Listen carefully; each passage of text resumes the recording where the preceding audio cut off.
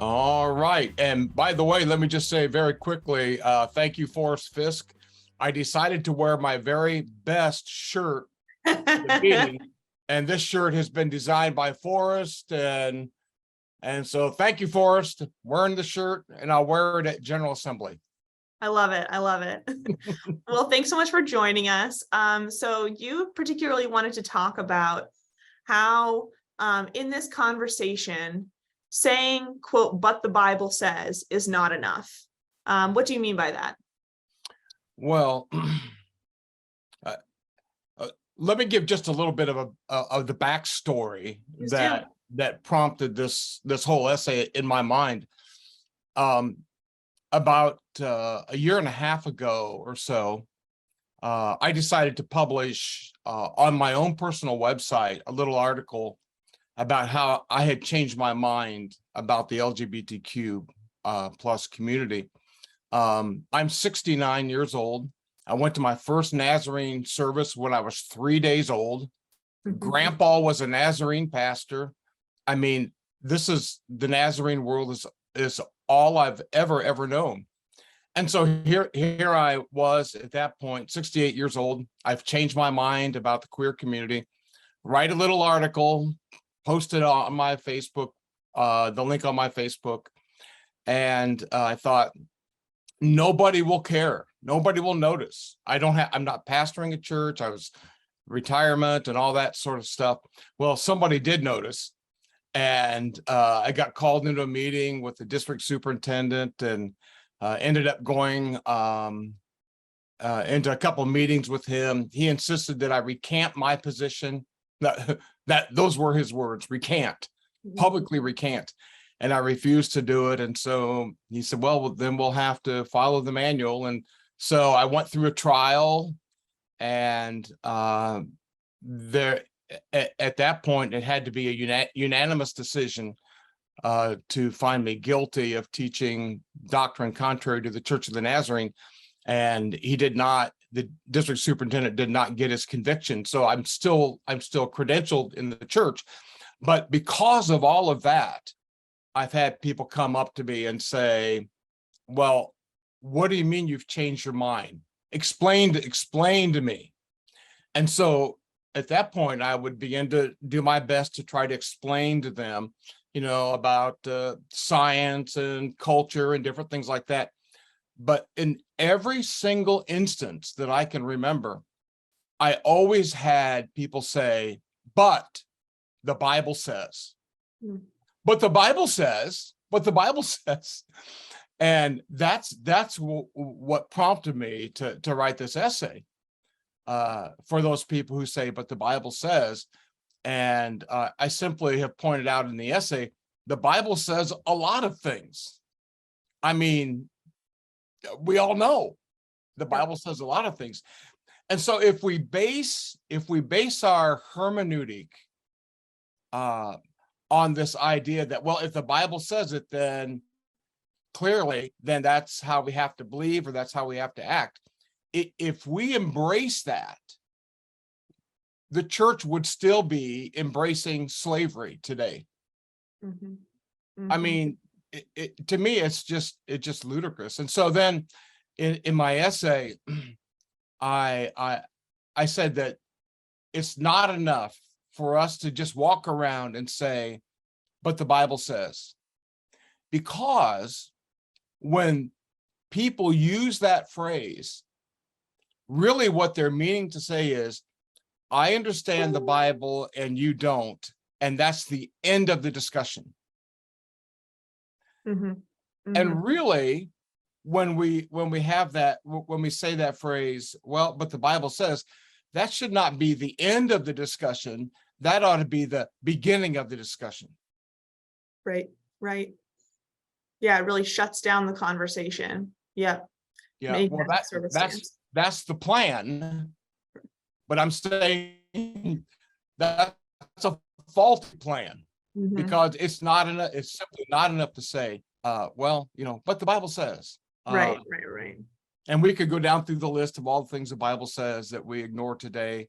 Like the Apostle Paul, very clearly, women should be silent in the church and I'm all for women preachers, and I think it's great. I would sit under a woman preacher any day. But it's clear. You just read it, but no, we ignore all the things we want to ignore. Right. But Yeah, I'm sure that lovely shirt from Forrest probably is made of 2 different fibers. That's right. Right. So in my article, I introduce into the article the longstanding concept of the Wesleyan quadrilateral. Right.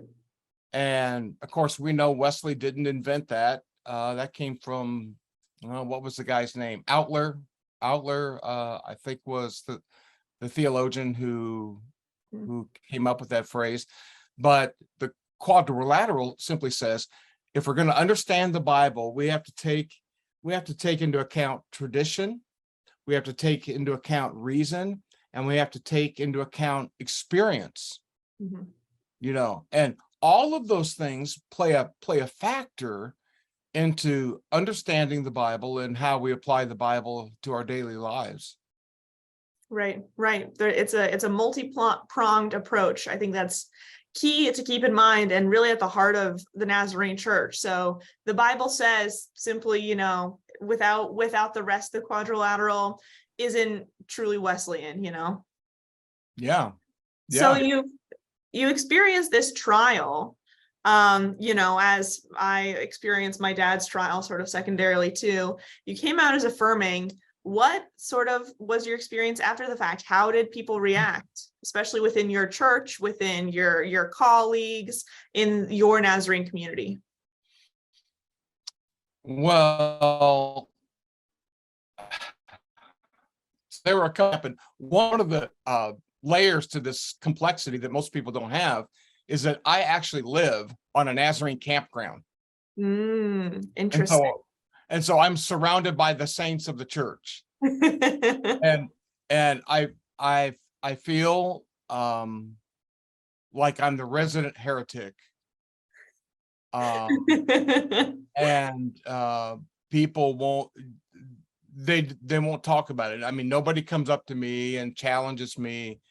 We just, things quite simply they've changed.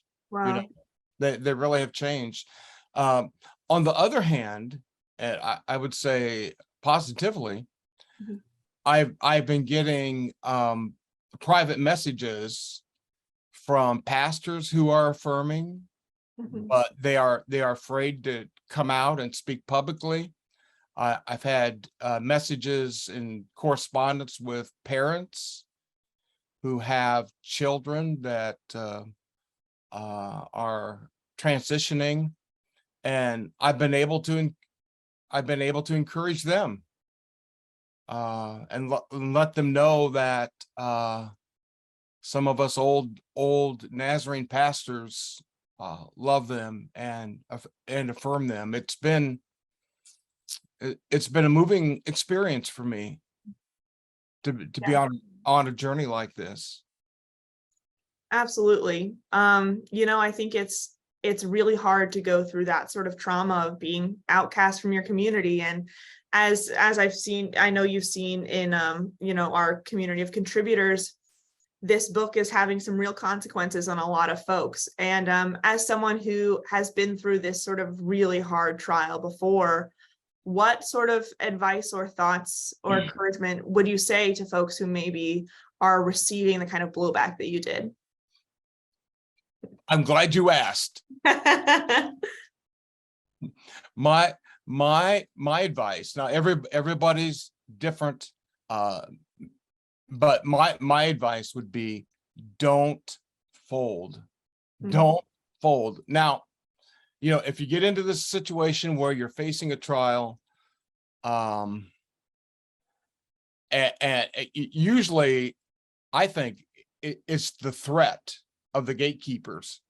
If you don't go quietly, then we're going to have this trial.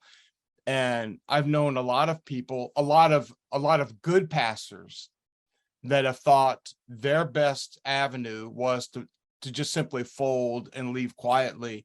And I'm not doubting their decision. That's their decision, and they did the best that they could in that moment. But I'm saying we need more and more pastors that are willing to say, no, this is not right, and I'm going to stay here. And if you're going to get rid of me, you've got to have a trial. And that's the only way I'm leaving. And that's how I feel. But I think what that'll do is, I think that might kind of put the brakes on some of this, because, if they really have trials for everyone that's going to come out as a pastor that's affirming, they're going to have a real PR problem. I mean, how does that, how will that look? And not only that, but I mean, seriously, do we really believe that our neighbors are lost and dying and going, they're on their way to hell? Shouldn't we be exercising and using our time and resources to help them escape the clutches of hell, rather than conk some pastor in the head because he loves too much? Yep. When you put it that way, it's hard to deny. Yeah. Well, Randy, as from another one resident heretic to another, thank you so much for those words of wisdom. And I think that's really, really key to keep in mind. It's sort of the one of the impetus behind this book is to go down swinging together. Yeah. Well, I'm with you and everybody else. Thanks so much, Randy. My pleasure. Thank you.